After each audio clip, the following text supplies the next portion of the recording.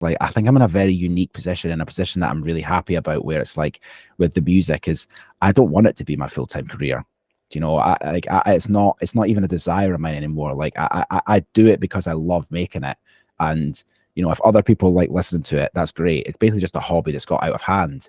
And, you know, for me, especially the idea of being like, you know, if you're going to make it your full-time career, you're going to have to be a touring DJ. And it's like, that's just not the life I've, you know, maybe when I was younger, but like right now, it's like I'm 30, we're getting married next year. And like, I'm just, you know, it's just not really the life I want, to be honest. I love my job as well. So it's like, yeah, it's a very good point as well, because obviously in a music career, obviously when you start to get that your job and you rely on it, then even when it's not fun, you've got to do it. And I'm the same as well. I think that it can take the fun out of the music and out of what you're doing, if you're actually relying on that for your full-time job and things like that as well. I feel like, yeah, I definitely have a similar thought process with that, where it's good to actually do it when you want and do what you want when you want, isn't it? It feels a lot more creative that way.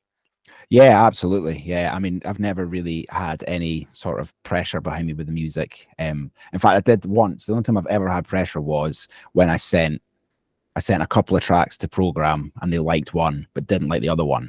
So they were kind of like, we love this, but you need to write something to go with it for like an AB. And then it was like, oh God, it's like the pressure was so on as well, because it's like, you know, they're one of my favorite labels, and it was like, what do I do?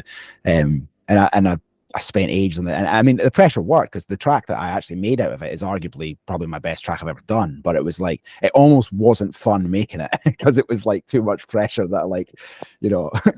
I'm glad you didn't say Dirtbox then. I thought we were gonna unveil something there that I just put the pressure and the feelers on you to get this EP sorted. It's all